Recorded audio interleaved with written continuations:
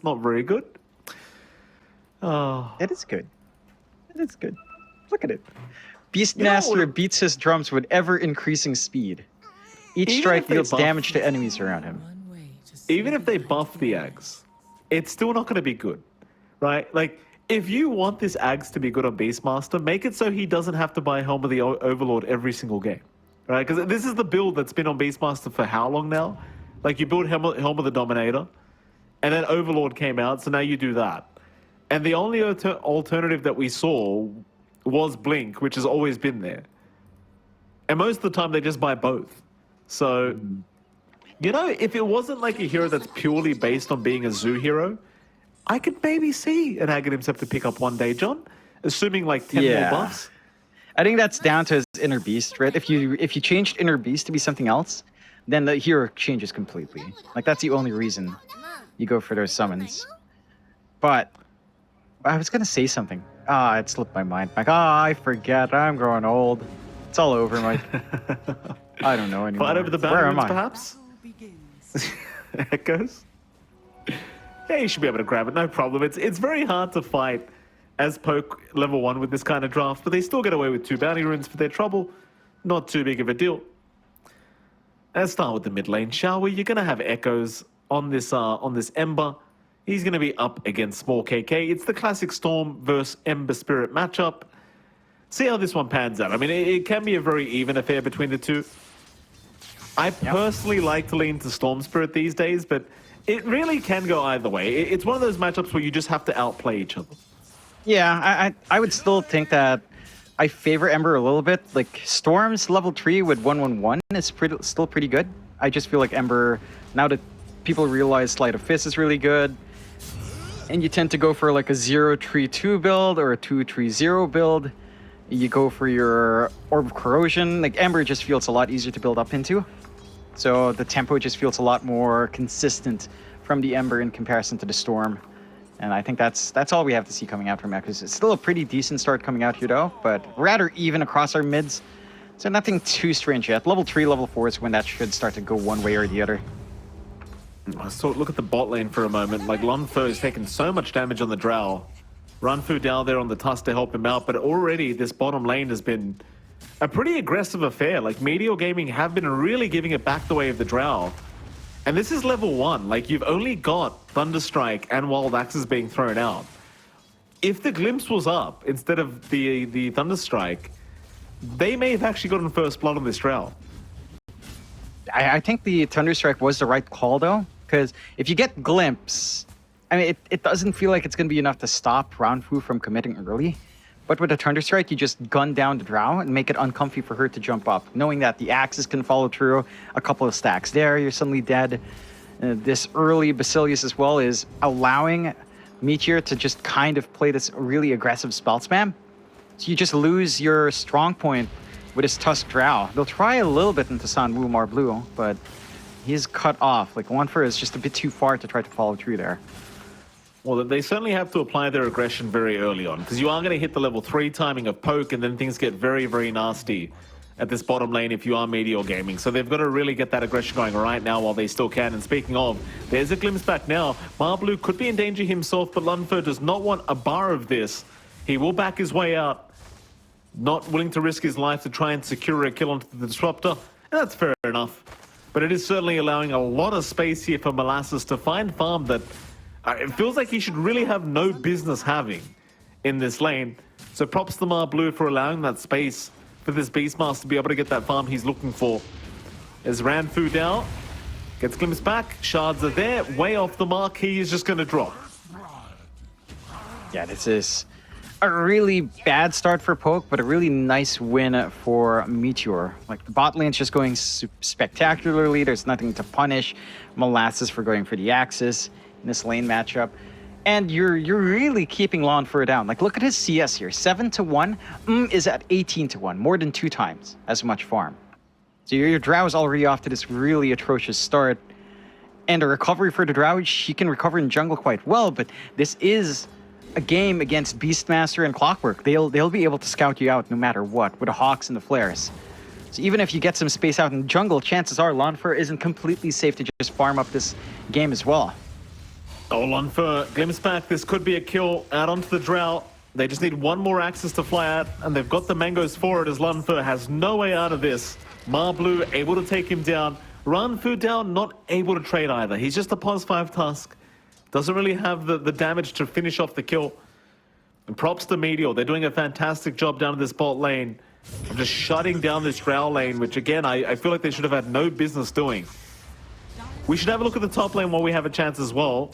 Small KK, he's going to get chased on the mid lane in the meantime, but he's going to be able to survive. The top... Oh, Small KK, he got glimpsed back. He is dead. Blue really proving how strong this Disruptor hero is. Yeah, he's just on top at the right time. And again, that's the one thing with the Storm. Like, you don't go for the Vortex here as well, you go 3-0-2. Which theoretically is much easier time in farming, but it leaves you very little counterplay to punish a dive. And they're gonna harass out Echoes a bit, but he should be fine. Luckily for Small KK, the Disruptor was nowhere nearby to go for a glimpse back, as he was showing on the bottom creep wave anyway. That's one thing that, like, every game I've seen against the Disruptor, there's always someone that forgets that he's in the game. And I do it myself every single time as well, John. It's not a very fun feeling, I'll tell you. Oh, Tsumi isn't, Mike.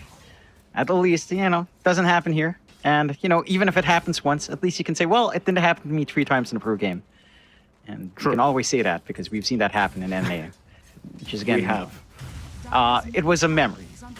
Still, a 0-3 start for Meteor is very memorable for them as well. So they're trying on San Wumar Blue. Yeah, in trouble. Should go down. Molasses trying his best to help out. Can't really do too much about it, though. They do at least find the Disruptor. But look at the build of Molasses. Like, he's already got the Helm of the Iron Will up on the Beastmaster. So he's quite a tanky boy now. Like, they were trying to throw these pot shots at the Beastmaster with the Drow. He was taking literally no damage. Yeah, he has way too much armor. Way too much regen on hand. He could probably solo this lane if he wanted to. That should open up opportunities onto the mid here to help out Echoes if need be. And again, your big issues right now in this laning phase for Poke is that you have no presence up top. Like, your Drow is getting shut down bot, your mid, you could argue is even, although I'd say Echoes is slightly ahead, but your top lanes where that discrepancy is just huge. This is a free lane for, yes, Kill is farming. Yes, Kill is going to hit that Midas timing, but you have done nothing to stop this TA from getting her own build up. And once you dip into that jungle, this TA just gets scary. More Killer. Trying for the TP. TZ was right nearby. Just goes in for the easiest battery assault of his life. And secures the TP cancellation. So even more gold to go the way of the TA. And Meteor Gaming, they're off to a fantastic start once again. I mean, this one feels different though. Because is really starting to take off quite a lot. And Poke, they've got a much greedier draft. So it's not going to be as easy trying to shut the man down. It's going to be a bit of a slower process, I think. And considering how much of a bad lane Lunfer's had on the Drow as well, like, you're not going to have that kind of Morphling Pos 1 where he can just start running down and joining his team. Like, this Drow is going to require a lot of time to be ready, as Blue maybe looking for a glimpse back here down at bot lane. They'll get the vision with the Hawks out. They know exactly where he's gone. And with Echoes rotating as well, Lunfer is going nowhere. Echoes to take the kill. Another bottom tier 1 tower is completely open for the taking. Gosh, they've just got so much aggression from Meteor. And they've fixed their issues from game 1. They're working as a team, they understand their timings, they understand when Poke is weak, and they're really exposing those vulnerabilities in this kind of draft. Meteor finding that bot tier 1, opening up the map to farm. Instant rotation back mid. Echoes already has a full orb of corrosion, so you can just melt these heroes if they're not careful as well. Double damage rune, going to be taken here by TZ. Ranfu down, is going to get caught, but a nice shards to block them off. Eren even showing up here, zipping from Small KK. They will pick up TZ. The Clockwork, though, he's kind of already done his job, just ensuring the double damage does not go the way of the Storm. But I'm sure Small KK will appreciate the little bit of bonus gold he just got. Yeah, more than happy to just have a little bit of an injection of gold. TA? Oh, we can't see them. They've got vision over the TA. Has been caught out. No way out of this one, I'm sure. He will drop. There was an immediate smoke pop by Meteor Gaming. Obviously, they're not going to make it in time to save their TA, but maybe they can find some collateral. Because they are going to run right into the Rubik. Aaron will have to give up his life for this, and still well worth it, though. You know, finding the POS 1 TA who was just snowballing out of control, always going to be important to take down. Yep. And they just, you know, they bail out on Killer. He did have a TP, but he opts to walk back, isn't punished for it. So they're allowed to just get some space out. They find Molasses here as well, but they might have the damage. He does have Roar available. Mar Blue there with the Glimpse back, forcing Small KK to use the rest of his mana as Molasses. That is a lot of damage being dealt back the way of Lanfur. Snowball will go back the way of Mar Blue, but it does not really connect. Shards will block him in, but they have no mana on their Storm and no HP on their Drow. And again, this Beastmaster, he's a tanky boy. He's not going to drop that quickly. Nah, he's just so durable, and you don't have enough to sustain true. Not with your Storm still at 8. You don't have the Witchblade build here as well. You're going back to the Kaya Rush, so you don't have the best region until the Kaya is back up. Your movement's really limited. And look at this, Meteor. They're more than ready to just group around Echo. They do move up to try to secure the runes. Echo goes to the wrong one, but the haste is still secured by TZ. And they just have more options to play. Like, even if they're not grouping up as much, just the presence of December across the map is more than enough to force movement out from Poke. And you can just constantly go hunting. He is under vision now, though, so it's a little bit risky. It is. Problem is, he's not really afraid of dying with the haste up. Chains are there, Lanfur gonna stick around. Small KK has rotated as well and has found himself TZ. Echo's gonna rotate to try and help out, but the claw, all chains are out. They're buying time. TZ is eventually gonna fall, but Echo's again is still gonna be just fine to dance around. So he does have the haste rune, trying to find an opening here against the side of Poke, and it seems like he will at least set up for Aaron. So you get again some collateral, some kind of trade for Meteor Gaming. And while all this is happening, of course, your TA is just freely farming up. There's Ranfu down. He's stuck around. Glimpse is going to be there from Mar Blue. He'll use the snowball to try and juke that one out, but he's going the same way anyway. No escape. Just stuck around a bit too long farming the mid wave, and he's going to get punished for it. Get themselves a nice set of kills on Meteor's end. Not the biggest, but that should open up an opportunity onto that mid. Fortify already forced out, but the Sea Creep still stands. Molasses might actually kill the Storm here. Small KK barely going to escape. Oh, that Siege shot. He was very lucky he didn't bounce back the way of the Storm. Is top lane now. They've caught out the Doom. Ranfu down, looking for a snowball. Is able to find one on buying a little bit of time here for the Doom to get his way out. Oh, very, very close to killing off Killer, but not quite enough. That's on the edge. They do manage to find the mid-tier 1 while all of that action breaks out here. So Meteor are opening up the map in a pretty damn big way. And this draft of Poke needs so much space to farm up. Like your Doom, your Drow needs so much build up. Your Storm can kind of play early on. Like probably just wait on that Witchblade and you're pretty good to go. But there's not going to be any follow-through from other cores. Maybe when Blink BKB's up for Killer, he can join in. That's still some time away as well. And this is, you know, the moment where Meteors start to line up for that 15 to 20 minute timing. Like their draft is getting ready to go. Smoke out here from Poke though. There is. It's only TZ, but they're going to take whatever they can get right now, I think. I mean, Echo shows up as well. Echo's has been doomed. Ooh. Uh-oh. Uh-oh. Echoes. I mean, he showed up right in front of Killer. Killer couldn't believe his eyes there for a moment, John. He was like, wait, hold on a minute.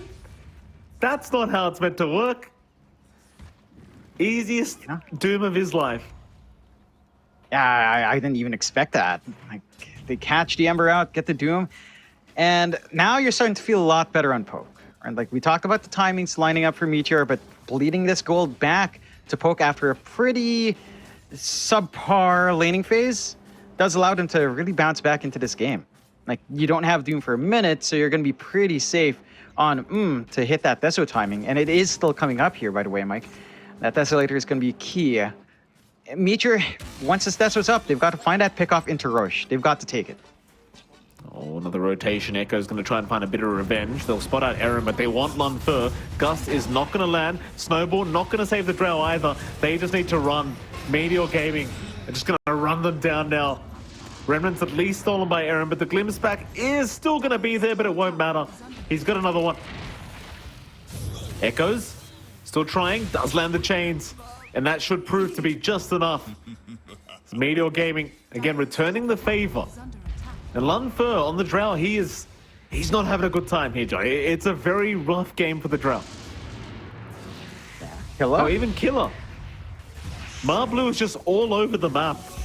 These glimpses are proving to be way too much as, well, Small KK at least tries to find Echoes, but the stick charges are there. Snowball will land, Run Fu down sets up, so Small KK can secure, but Blue's back. This disruptor, he is not allowing anyone to get away. But at the very least, they had just enough mana for the zip. Oh boy. It's a lot of back and forth. Like that kill on the Ember is pretty damn big to kind of compensate for losing Killer up top.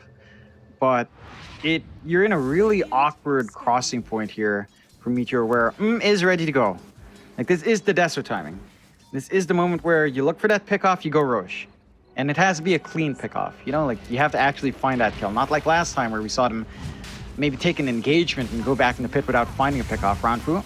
Oh, Snowball. Ranfu down. He starts the fight, but he is dying immediately. Hook shot is onto a hawk. Onto the bird. Unfortunate for TZ. And that could be the pick-off that leads to Roche. Again, Deso up, double meld ready to go. You can dive in, you've got Doom ready, and you've got the Storm that could zip, but they're not in position to intercept. I mean, Aaron's got these axes, so he can kind of just spam those, but it's very, very tough to actually get any kind of information out of this, as Aaron is probably just giving his own life away. Lun Fur even getting glimpsed back in the middle of all this, but Aaron will just kind of tank the gank. But a very nice Roshan pickup here from Meteor Gaming now, with the Aegis up. Is finally hitting that timing he wanted last game around. As Killer, getting very aggressive, looking for Blue, is going to find him, pops his own BKB, but the Raw's out immediately. Killer, he gives his life away for this. Yeah, that doesn't feel worthwhile at all. Didn't manage to use the Doom, forced to use his first BKB charge for a death. 9 to 14, 2k lead coming out from Meteor. They are in position to just take more objectives off the map, and this is where that Beastmaster TA ties in. You've got insane push, you've got the attack speed with the Inner Beast, you've got the creeps to kind of do it as well. And for Poke, their draft is just not ready. Your Drow is barely kitted out for these fights. Only having the Dragonlance, no full Hurricane Pike up yet, no Shard up yet to help them with some more slows and control. Small KK.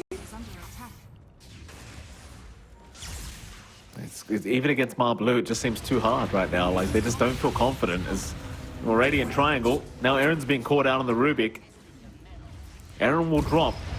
And Meteor, they want to go straight high ground. Like, they've hit such a timing 17 minutes in. They know nothing's really able to stop them at this point. And I really do feel like it all goes back to the offlane of Molasses. Like, finding an Overlord timing this quick has made it so hard for Poke to be able to fight back. But they are at least going to force the back here from Meaty. Oh, Small KK. Goes in by himself, the glimpse. Oh, he's just out of range. Ooh. Small KK's all right. Bail out, but you still have issues here for Poke. They can't stop this push. Ran food out, caught out. They're just going to let the creeps do the work. He'll snowball. It won't matter. Blue to take the kill. Glimpse back on Lun Fur. Molasses not within range to get the roar off though. But the tier 2 mid tower, it's just gone. No saving it. 2 towers down off the back of this Aegis. Last tier 2 probably should fall as well. I don't expect Meteor to kind of back off from this area of the map. The side of Poker just getting choked out now. Like, Lanfar is still bottom network core. Bottom network core on Drow. And it's a tough position to be in. They'll try to smoke out here in Poke, though. They've got to try something. Kind of one of those smokes where if it doesn't work out in your favor, you might just call it. Molasses, Static Storm has been dropped. Small KK immediately caught, and now I'm just going to get right to work. There's no stopping them. Lunfer gets glimpsed back into the cogs. He is just going down. A double kill for Aaron. Aaron will also drop a third now, a triple kill. Ultra kill for the TA. Sadly, Killer is in the bot lane right now, so they cannot secure a rampage. But this TA is completely popped off this game. But I'll be frank, John, if I was to pick an MVP, I'd kind of say Ma Blue. You know, like whoever picks up Disruptor just seems, it just seems so broken. These glimpse backs, it's too much. It is. It is broken. Like those changes to glimpse, just it's a little bit overtuned. Wouldn't be surprised if it does get touched up a little bit in our big patch. Fortify out to stall on the high ground. I mean, this is a hard defense to pull off. Like, you still have Aegis up and running for a full minute for They take the tier 3. Rax as well on a melee. You have everything you need. Like, you could potentially just wait for next Roche, so another 10 minutes on this game, but quite frankly, I don't see anything that can happen within the next 10 minutes anyway that Poke can use to their advantage. They're just severely underfarmed. Like, your issue right now is your Drow has nothing. You have Dragonlance, Falcon Blade at 20 minutes. It's just not enough to deal with the TA. You don't pierce through, you don't attack hard enough, you don't attack fast enough. And everyone else is also just has no protection. Outside of Doom with BKB, I mean, your Storm has nothing. Not even a Sanj for the stat resist up yet. No, You're just so susceptible to all of this hold. Again, I feel like it just goes back to the offlane. Like Marblue and Molasses just made Lunfer's life a living hell this game too. BKB now up on the TA. Aegis is going to expire, but yeah, the BKB basically kind of fits the same role anyway. So we are just seeing tier 2 items being farmed up, but it feels like we're in some late stage of the game at this point. It's with the way the game's being played here by Meteor. Oh man, I was going to say something. Oh, Lunfer. Hookshot. Yeah, he's just in the middle of nowhere right now. That was Marblue again, by the way, setting up for that. Yep. He's been on point with the Disruptor. Such a broken hero. I was gonna say one thing. I wish Molasses went for the Axe at this point. He's going for AC, but think about it. Drums the Slom. Drums the Slom, man. We've all thought about it, John. We've all thought about it. I think about it all the time, dude. I think you need to think a little bit more about it, John. That's what I think. Yeah, I already think about it so much. I can't think about it any more than I currently am. Like, it's such a fun item. He's not going to do it, John. He's going Assault Cuirass. He's doing the right way, I'd like to say. It's smart. It's smart, and it's boring. Oh, TZ. Smoke pop. Breaks the smoke on Ranfu down. Oh, they're going to spot Lunfer. Marblue, glimpse back, going to be on Aaron. Kinetic Field going to hold him in. He's not jumping in yet. Hookshot's off the mark. There goes your jump in. Aaron will actually survive. He will not cop the one hit, but Marblue will finish the job off. In comes Killer. Killer is melting to the damage though. God. Holy, it's way too much. There goes Small KK. And then we go for more. This could be the final team fight we get to see in this game too, as they are just getting destroyed. At least Marblue does go down, but Lunfer again is in the middle of nowhere, caught out by TZ, who's diving T4 towers. Holy crap. And Lunfer's just dropping. Triple kill for There you go. GG's called. They've had enough. I mean, it's such a one-sided affair. Meteor Gaming, I mean, they just completely change up their draft, but they go back to the TA. And I'll tell you, John, the way they played their lanes was just so much cleaner. And I really gotta give props again to the offlane of Meteor. Like, this Beastmaster Disruptor combo, the fact that they actually won against the Tusk Drow, it's not something you get to see very often. But they made it look kind of easy. Yeah, they really ran down that lane. And again, it's just a recognition from Sanwu Marblue to go for Thunder Strike level 1 and just harass the Drow. Because if the Drow can't follow up from the Tusk, then the combination's dead. The Tusk can cop a lot more hits. Drow is just so squishy. And also that level 1 Wild Axes start, right? Like, he just spammed the spells on top of Thunderstrike, giving vision. You just land those axes once or twice, and the Drow is just not comfy in that lane.